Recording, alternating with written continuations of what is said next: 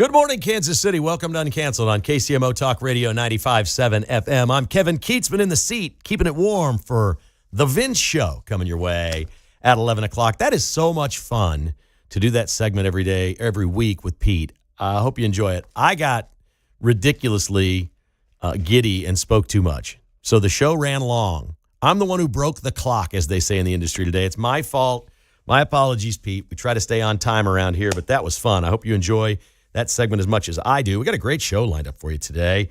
We're going to save for the next half hour this Department of Education thing with the Shawnee Mission School District, the Olathe Schools in Kansas City, Kansas, also Topeka. But I have a theory that this is about a lot more than these three school districts in our area here. And I'll get into detail coming up in about 30 minutes on that. In our next segment, in a few minutes, we're going to talk a little bit about, I know, everybody says, oh, I'm tired of hearing about the stadium issue. Like people called yesterday, I'm tired, I want to hear about Taylor Swift, but you're calling in talking about it. So I've got an update for you. Not just the information that I was sharing with Pete there a couple moments ago about the Chiefs and where they are ranked as far as values of teams, but the Royals and what they may be thinking right now.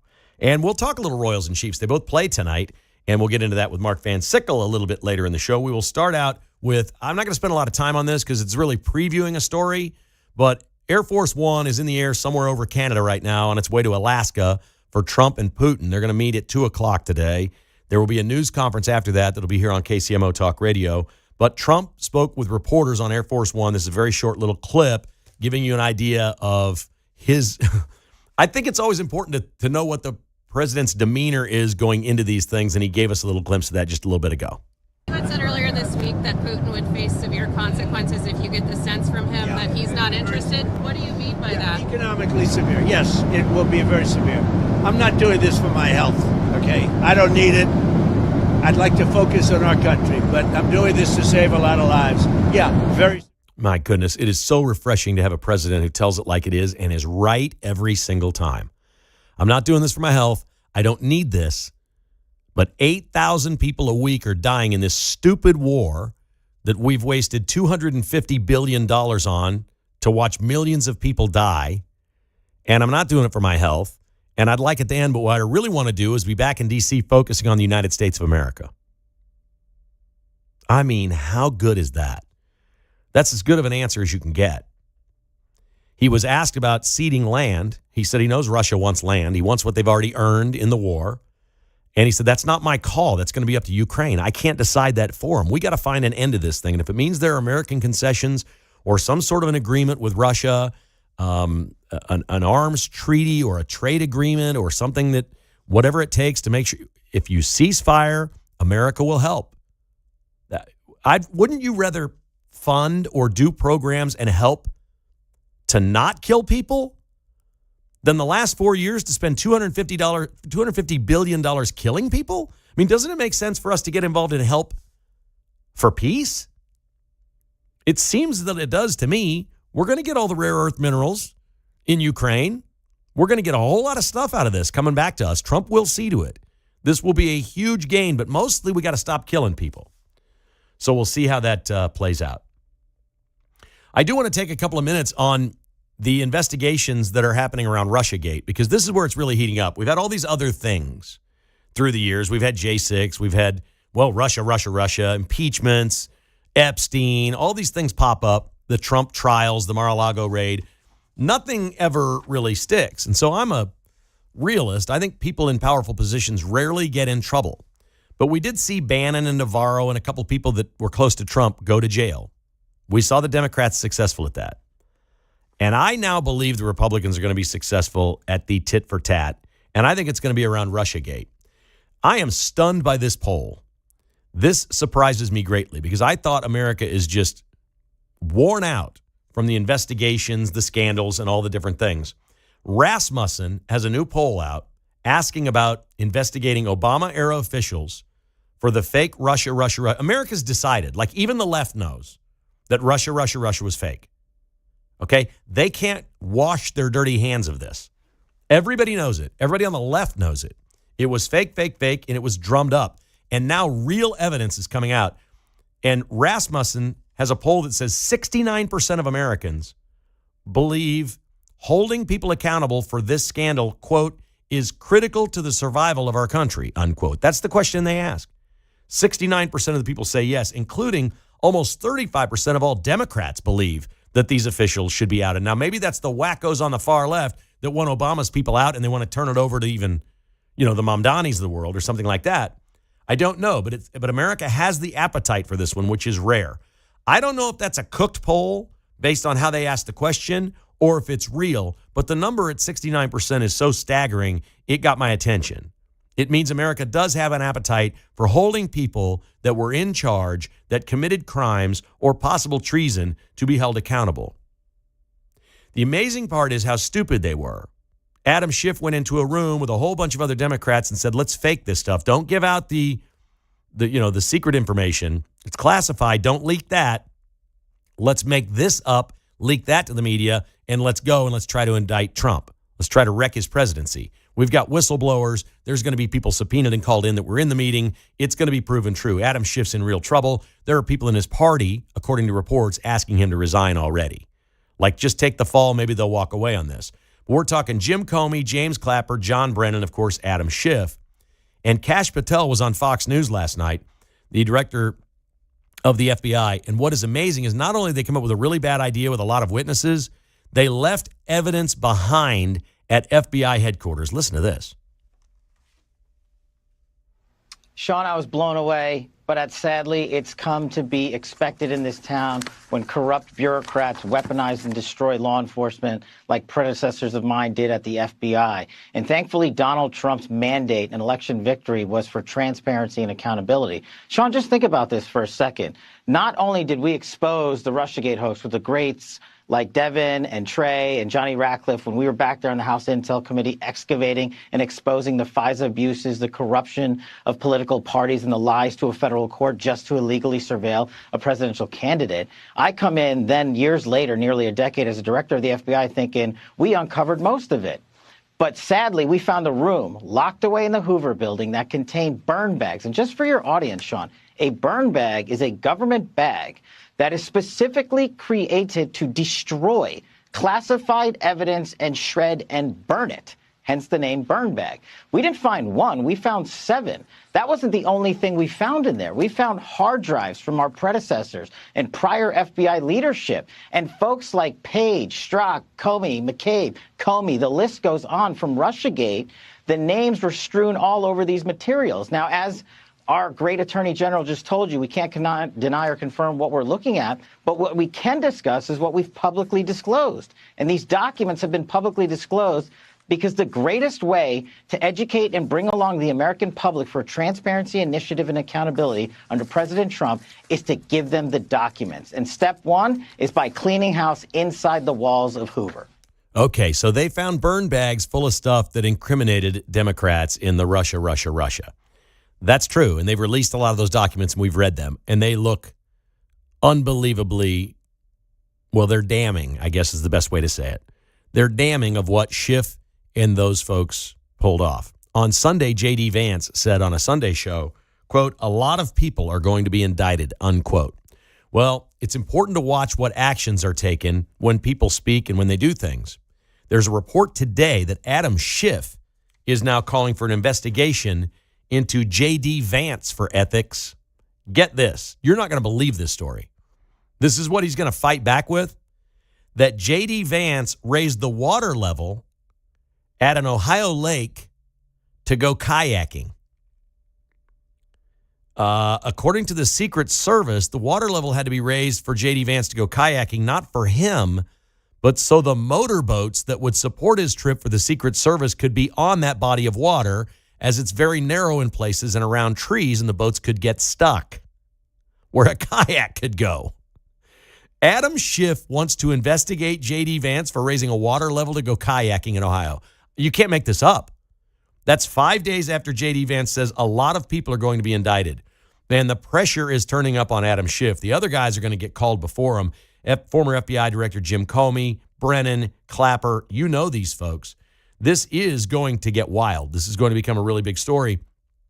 And while a lot of it is public theater and is basically just rooting for your home team over the years, I think something's coming to this. I think there's some dirty people, and I think Obama and the powerful people in the party are more than willing to throw some people under the bus and have them go to jail and say, we didn't know what was going on. I didn't know Adam Schiff was sitting in some meeting saying these things. That sounds like the most Obama thing ever to me, because that's out of the Clinton playbook, to be honest. It sounds more like a Clinton than an Obama, but he learned at the feet of the best is the way that works. At the same time, we've got this crackdown in Washington, D.C., and Donald Trump's approval with the American public on crime is up 14 points. The Democrats are out there running around arguing that we shouldn't be working so hard to curb crime, and they're killing their own polls. Trump is up 14%. CNN's Harry Enton last night did a segment where he said, quote, the Democrats have to get around their heads, unquote, that they're on the losing side of this. Wouldn't they be better off long term if, when Trump is actually doing the right thing that's popular with Americans and is good for America, if they jumped on board and said, you know what, I want a photo op with the president. I want to be that Democrat. I want to be that guy that says, yes, we want a safe city too. We want to be like D.C. Mark, I've decided I know what my next car is going to be. How does that tie into this topic? Do you have any guess? Got to be American made, right? Buddy, did you see the new ICE cars that are in D.C.? They're incredible. I bet they look cool. Everybody listening, get on your phones, whatever, social media, go look the pictures up. It's a GMC Yukon Denali, completely tricked out with ice all over the side. On the back, it's got gold seals because Trump loves gold, right? It's got the really cool wheels. They're rolling around. And on the back window, it says President Donald J. Trump. The ICE cars in D.C. on the streets are rolling around with Trump's name on them. They also have a Ford pickup that they're using that is decked out the exact same way. And they say on the back window, you know how most people on their back window say, don't tread on me, or, you know, NRA or an American flag. In the back window, the Ford pickup, it says President Donald J. Trump. It's so cool. While he's cleaning up Washington, D.C., they did that in a week. They retrofitted these trucks and got them ready to go out on the streets, and you can't write ICE bigger on the side of these things. Apparently, ICE is the trigger word for the Democrats. That's what they really hate. It's not the National Guard. It's not the police. They've moved on. It's ICE that they hate. So he's just flaunting it with all these vehicles, and apparently he's ordered a whole bunch of them through the big, beautiful bill, and they're going to be rolling in we're going to see them around here. I can't wait. They're rolling advertisements for Trump is tough on crime, and they're in the streets of D.C., and they're probably headed to Kansas City. They do look cool. They do look cool. I want the GMC Yukon Denali with the big ICE logo on it and my president, Donald J. Trump, on the back window. Uncanceled is underway. If you'd like to join us, give me a holler. 913-408-7957.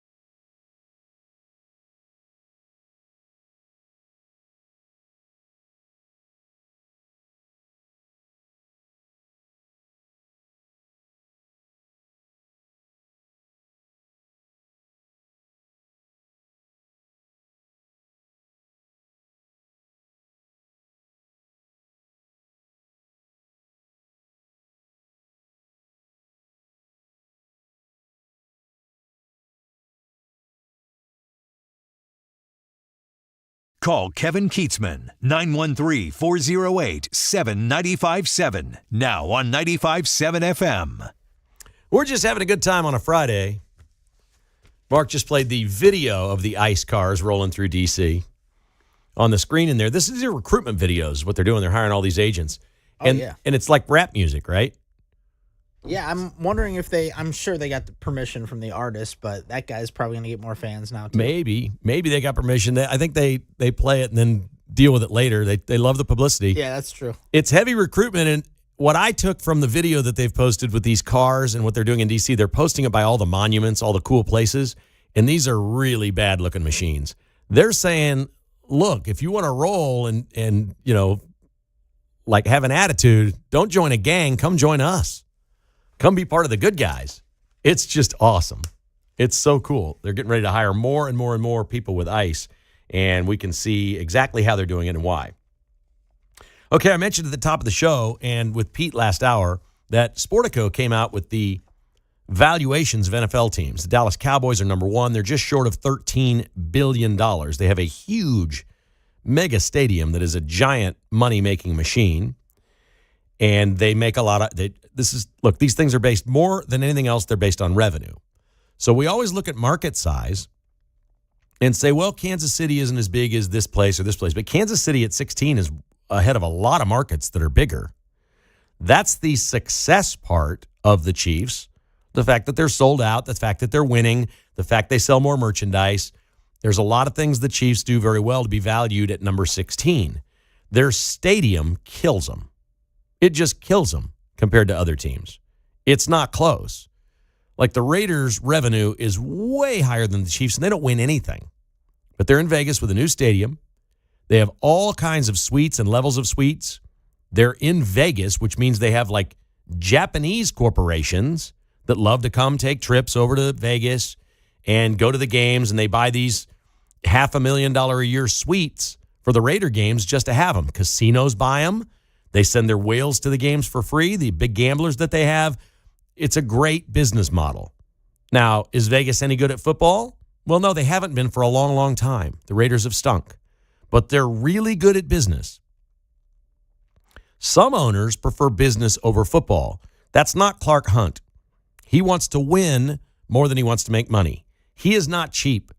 But man, this guy loves a profit. Graduated number one in his class at business school at SMU.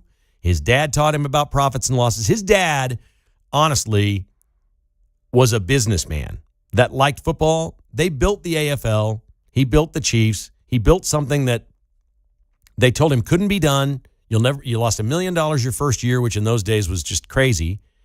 They said, how much longer can you do this? He said, well, my dad's funding it, so I guess I can do it another 30 years or longer because he had so much money at the time when the Chiefs were losing money. He moved to Kansas City, found a home, sold some tickets, team got better, league survived, the AFL, merged with the NFL, and now he'd built a business worth something.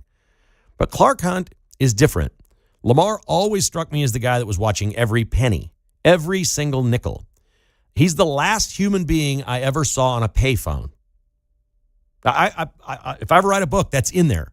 The last person I ever saw put coins in a payphone in my life was Lamar Hunt. It was at LaGuardia Airport in New York. For whatever reason, he was flying back after the game, not with the team, or flying somewhere else, and was in the airport. And cell phones were prevalent at that point. And he's over there on a bank of 3 phones that are still left in the airport or wherever, reaching in his pocket, pumping change into it. I'm not kidding. Like, this was that guy. Clark's not like that. Clark spends money. He's not cheap. He pays his coaches. He pays his players. He has all kinds of businesses he invests in. His kids are running around on lavish vacations. His daughters take private jets. That wasn't his dad. But Clark loves him a profit, man. He loves winning football games, and he loves profit. And right now, Arrowhead Stadium has the Chiefs ranked at number 16 in value because the stadium doesn't generate the revenue that the other stadiums generate. And many other teams with much younger stadiums, some of them only 20 years old, that don't have entertainment districts around them are all ready to dump those stadiums and move somewhere else where they can build an entertainment district around it. Nobody's renovating in the NFL, folks. Nobody. Buffalo's building a new stadium. They're going to cover 2/3 of the fans from snow and rain, and they're going to be able to heat most of those seats to 45 degrees when it's freezing cold. They're going to be just fine in Buffalo with a stadium and a district around it that's 3 times the size of what they have. I can't see any way the Chiefs renovate Arrowhead. I will be shocked at this point if they do it. That's just my opinion. I don't know anything. I'm just watching what's going on around the league. And I know when Sportico valued Clark Hunt's team at number 16, something went flying against the fan because it didn't make him very happy. 913-408-7957 if you'd like to join us. We got a lot more coming up, including Trump's Department of Education, coming after the Shawnee Mission School, Olathe, and KCK school districts.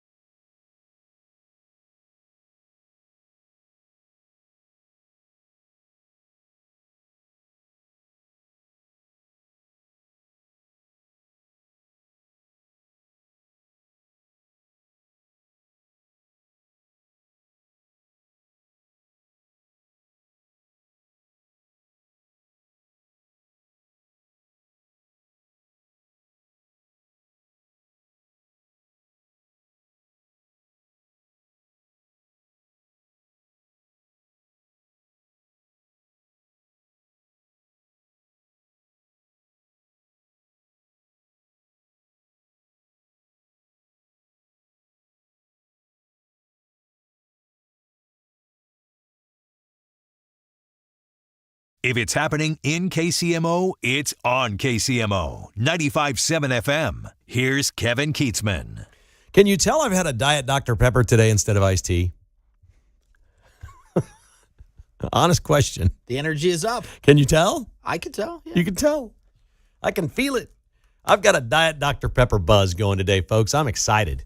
I'm excited about everything that's going on, man. It is all good. It is great to have you with us today. We appreciate you listening to KCMO Talk Radio. I hope you enjoy the programming and maybe have a little fun with it and learn something along the way and share it with your friends. Tell everybody that you listen on 95.7 FM or the streaming or 710 AM, wherever you listen. We appreciate you being out there today. That is just awesome. So we got this incredible story. I saw Pete post this last night on X that the Department of Education, Linda McMahon, under Donald John Trump, is investigating 4 Kansas public school districts over transgender student policies that they allege violated federal discrimination and privacy laws. Hell yeah. Let's go. Yes.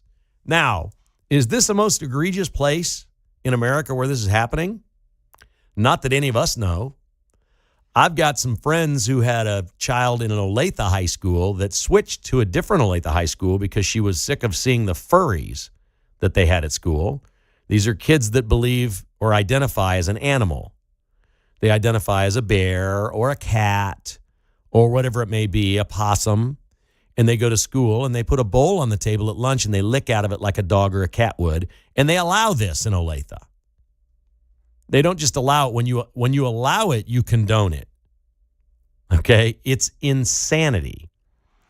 So it doesn't surprise me that Chris Kobach in 2023 filed papers with the federal government that things were going on here and wanted an investigation, and he investigated, and these things have happened. We don't have specific cases. The school districts are all saying, well, we don't actually have complaints and this and that. Okay, great. So what is this all about? Have there been transgender issues at these schools? I'm certain of that. Which bathroom to use? Is there a non-gender specific bathroom? Look, people who are in favor of mutilating kids' genitals without their parents knowing it argue that they protect trans and gender non-conforming kids from families who don't support their identity. Let me just make this perfectly clear. The government, unless it breaks a law, okay, has absolutely no right to intervene in parenting of minors in this country. Zero. If a parent is abusive, if they're giving drugs to a kid, if they're doing things, there's all kinds of things parents can get arrested for being a parent. But keeping information in our public schools, which is the government, from parents is about as big brother as it gets. It's communism. They got you. At that point, it's just a state-run operation. We're going to decide what's right and wrong for your kid. You're not going to have any say because we're not going to tell you what's going on here. Oh, you have to sign this form to go on a field trip. You have to pass a physical and sign this to play sports. But I want to lop my penis off. We're not going to tell the parents. That's literally where we are. Johnson County in particular has been shocking how liberal it's getting. The people that run this place, until the voters wise up, are having free run. They're changing the schools, the county commission.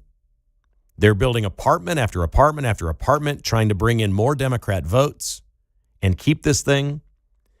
And as I watch what's happened to the place where I grew up, it's gone from very conservative to leaders that are insanely liberal. But let's be honest, the problem in Johnson County is there's too many people here that have it too good to give a rip about anything. They got a nice house. They love their car. Their kids are grown, or the kids are doing well, or I got a great career. My business is thriving. Life is good. I'm not going to rock the boat. I don't care. I don't like government. I don't care. Well, a lot of people that just don't like government or don't like whatever are conservative, but they're not engaged. A lot of people's lives are in really good shape, and they don't care, and they don't pay attention because it's not their kid or their family or whatever. But we have to be, or the ruin that we see in the inner cities and places in this country will creep and creep and creep until your home isn't worth anything and your schools are bad. It's a real problem. So why is the Department of Education concerned about Shawnee Mission School District, Olathe, and Kansas City, Kansas? I'm no expert in this area. My gut tells me this really isn't about these school districts. It's about making an awful lot of noise in Congressional District 3. As the last few weeks we've been talking about redistricting all over the country, it is the only place in Kansas represented by a Democrat. And she is wildly to the left, although Sharice Davids won't ever make a statement about anything, so people think she's in the middle because they're not paying attention to what she votes for and what she believes in. Is this about getting Sharice Davids flushed out in 2026 to say she supports all this in the schools because she can't say she doesn't? She clearly does. Is this a political issue for someone to win District 3? They redrew the lines here and it still didn't work. There's probably a way to do it. There's really only pockets of liberalism in Kansas. Topeka's the other school district. Obviously, that's the capital. There's a lot of Democrats. There's a deep state in Kansas, like there's a deep state in Missouri that the Democrats have hold on. That's an area. They're going after that too. Is this about somehow trying to win this race back? And would that be enough in this district if this becomes a national story in Olathe, Shawnee Mission, and Kansas City, Kansas? Because listen, we talk about 80-20 and 90-10 issues. This is a 100% issue. There is no parent ever, unless you're like a crackhead or something, a complete loser. There's no parent that cares about their child. No parent ever sent their kid to a public school and said, if my kid is in trouble, depressed, doing drugs, getting caught, fighting, wanting to lop off their penis, anything like this, don't let me know. I don't want to know. That parent doesn't exist. This is a 100% issue. When people hear these stories, they immediately go, well, yes, the parent has the right to know that the child's wigging out at age 13 or 15 and doesn't know what they are or who they are. They're tired of being bullied. Maybe I'm a boy, maybe I'm a girl. Some of this is being taught in schools. They're not accusing these districts of doing that, but they're basically accusing these districts of harboring these kids from their parents and saying, we got a problem here. You need to be involved with this kid. But then they're encouraging the kid to do whatever they want at school. If you want to chop that thing off and be a different gender, we support you. You should be empowered by that. This is a safe space for you. Don't worry about your mom and dad. They're mean. No parents believe that. Could that be an issue that helps flip this district? I don't know, but it seems too much a coincidence that they're going after something that is relatively small and not a giant problem in these districts. And they're doing it just a couple of weeks after the national conversation is about drawing new lines for Congress. I'm hopeful that's it. I hope it becomes a national story. I hope Shawnee Mission School District, Olathe, and Kansas City, Kansas are embarrassed to all get out by this. Because it will wake people up. And ultimately what we need in District 3 is for more people to vote. The sleepy voters that don't vote are conservative. And they're just not engaged. And they don't care. And they don't think their vote matters. And I hate that. Oh, how about the Subway sandwich guy? The guy that threw the Subway sandwich at the federal agent, he goes to Subway. Well, wait, Subway's got a problem here. Like Jared was the spokesperson forever. He's a pedophile. He's in jail. Jussie Smollett, when he did his fake race hate thing, he had a Subway sandwich, didn't he? He went to Subway and then faked and staged this thing that he got beat up because he was black. And now we got DOJ man that threw footlong at federal agent. This guy was what? Just decided he's going to argue with cops? Why? Because he's a lawyer? He works for Internal Affairs, the Department of Justice? Looked like he just got off the golf course. Dressed just like I am today. Golf shorts, golf shirt. I got my meatball sandwich, and I'm going to chuck it at a federal agent. Because I am a badass from the DOJ, and I'll do what I want, and I'm a lawyer. And he does it, and then he runs like a girl. Sorry, that's sexist, but I meant it that way. He ran like a girl. No, he literally ran like a girl. And they drag him down and they get him and they arrest him. And Pam Bondi says, that's it, you're fired. Then she says, we're pressing felony charges against you. Man, Subway's got a problem. Why? This guy's name is Charles Dunn. Literally works at the Department of Justice and threw a sandwich at one of the people trying to keep the safe streets in Washington, D.C. This is the deep state, Bondi said it as such, that we've been dealing with. These are the people that we've had to deal with all through these years. He's part of the deep state. I'm going to show them. I'm going to come out of my office, and I'm going to throw a sandwich at them, and I'm going to run. Because, resist. Resist at all costs. And the National Museum of American History is a really cool thing to see in D.C., but as Trump has taken over all the museums now and trying to rewrite what's been put in some of them because it's not accurate, a relatively new exhibit in the National Museum of American History is garnering a lot of attention because it's called Spotlight on Trans Athletes. It was paid for and sponsored by Nike. And people are losing their minds over this because Nike just won't stop with with men playing in women's sports. They're the final hill that's going to have to die. They paid for this thing and they love it. And this is what's funny. Most people you'd think that go by the Spotlight on Trans Athletes exhibit at our National Museum of American History, sponsored by Nike, they're asked to vote on whether they think that's fair or foul.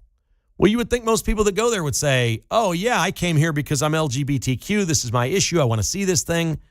No, still over 60% of the people that go by this exhibit are saying, hell no, this is wrong. Nike is putting money into an exhibit at the National American History Museum in Washington, D.C. to spotlight trans athletes, and everybody walking by it is voting to hate Nike for sponsoring it. What are they doing? These people are something else. All right, let's go to the phones. And we've got Paul in Overland Park on Uncanceled. Hi, Paul. How are you, buddy?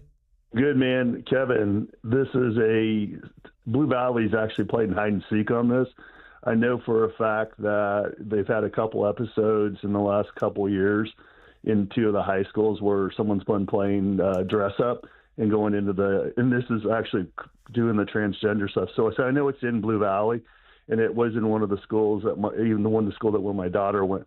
But part of the problem is I hear about this topic is no one wants to believe it. The libs don't want to believe it because folks like my daughter don't want to get exposed because then all of a sudden they're going to get picked on, ridiculed, or, it just becomes like, hey, I don't want to have it. I just want to put it away and just let it go.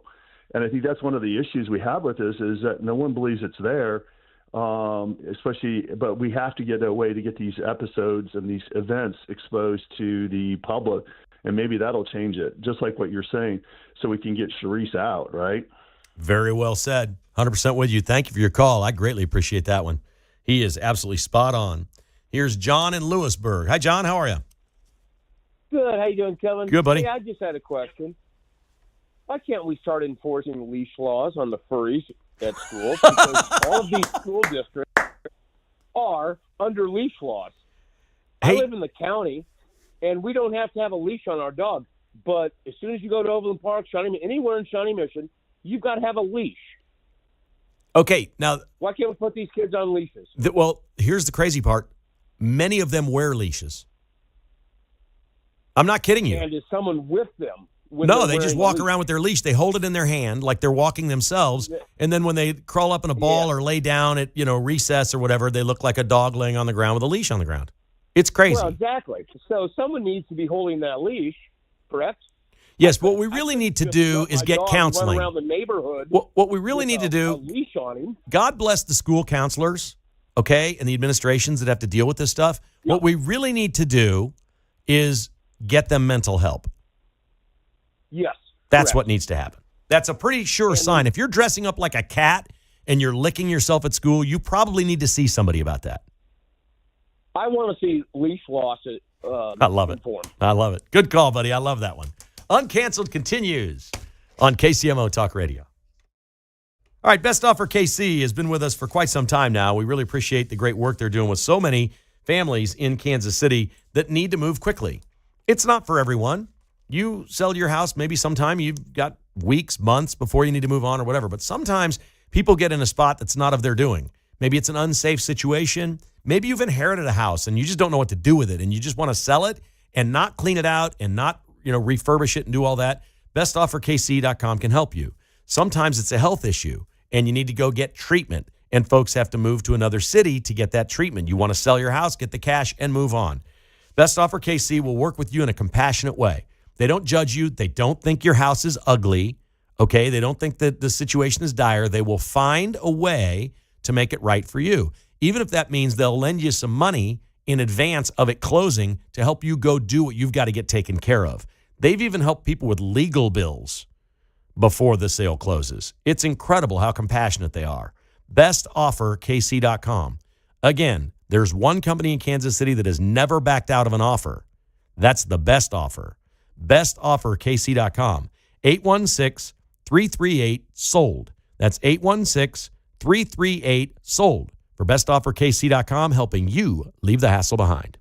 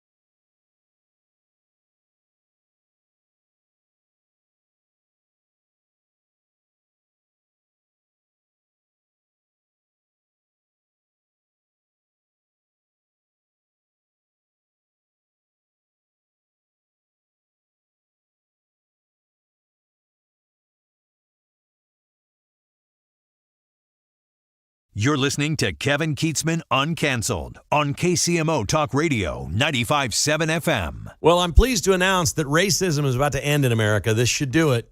For the 8th year in a row, the NFL has asked all 32 teams, actually they require all 32 teams to write "End Racism" in the end zone. I don't know if it's for one game or if you can write it really small for the whole season or what it is, but this ought to do it. I mean, that's 8 years in a row that the NFL has been on ending racism. So I assume by the end of this season, thank goodness, racism will be gone. Way to go, National Football League. The Chiefs are at Seattle. Oh, Mark Van Sickle's got all this family in Seattle and ties to that area. He's got them all playing tonight. You stayed up watching the documentary until midnight last night. Please tell me you'll at least stay up until midnight watching a game. Yeah, this will be. I mean, because of what I did last night, I'm not liking my chances to stay up for the whole game tonight. I'll try. We'll see if it happens, but yeah, it should be a good game, I think, for preseason. The documentary is called The Kingdom on ESPN Plus, and they ran 2 episodes on ESPN last night. You watched 3 episodes. Grade it for me. Review it and grade it. Oh man, I'm saying it's an A+. They dive into the history of the Chiefs, what they went through over the past. I mean, the entire history, but also the past great dynasty run. And episode 2 is all about Andy Reid and how he gives people second chances and stuff like that. It's very interesting. I didn't get a second chance. You didn't get a second chance? Wouldn't take my call. Oh. That's all I hear about second chance Andy. He didn't give me one. No, I'm being serious now. I'm serious at heart. No second chance for me. Well, I don't know. A whole organization that would just stop taking my calls. That's it. I don't You're know done. what to say about they haven't gotten to that part yet. Wouldn't even allow an explanation or a discussion. No second chance here. Maybe that's in episode 4. I doubt it. The Chiefs are producing this, right? Yeah, they do have some producers in there. Yeah. I did watch the credits. Yeah. I like to look to see if there's stand-ins. Oh, now. they're producing it. They have their own movie studio. They're producing it. I watched a little bit of it, and it's good. It's very well made. I think Chiefs fans will love it. So don't just disregard your host for now on what my thing was. You'll love it. I covered the team for almost 40 years, man. I'm not sure there's much in there I don't know. You know what I mean? So for me, it's like, but it is so well made. You're right. The parts that I watched last night are so well made that you can't turn it off. There's no commercials on when you're watching streaming, right? Yeah, nothing. That's the better way to watch. Yeah, good. Okay, in the game tonight, anything in particular you're looking for? I don't think Mahomes is going to play. Do you? No, I don't think so. Yeah. Just see how the second team plays at this point. Make sure that the left tackle is doing well, and then take him out early if you can. Minshew with the first team offensive line is kind of a thing in the preseason. You like to get your backup in there in case week 1. I mean, it could happen. You could have a series here or there. You have to do it. So probably an important thing. Royals, White Sox, we have that on at the same time. You're going to double dip tonight? You got 2 TVs? How does this work in your house? Might have to double dip. Might do one on the phone, one on the TV. Okay. That's See your how that go-to? goes. Mm-hmm. The phone and the wall. Yep. Okay, I like that. The Royals have the White Sox. The team is basically treading water at this point, trying to make it to the postseason. Got to sweep them. Yeah, they still can make it, but they've got to get hot. They can't keep doing this. Now, that's harsh because they just won 2 out of 3. Mm-hmm. And if they win 2 out of 3 here and 3 out of 4 in the next series, if they win all three series, they're going to be well over 500, like 2 or 3 games over and alive, I guess. Good, yeah. Alive. Hey, have a great weekend, buddy. Thank you. You as well. Mark Van Sickle. We're going to do some picks this year when football comes around against the spread. We'll have some fun with that. Appreciate you listening to Uncanceled. The Vince Show is coming up next on KCMO Talk Radio.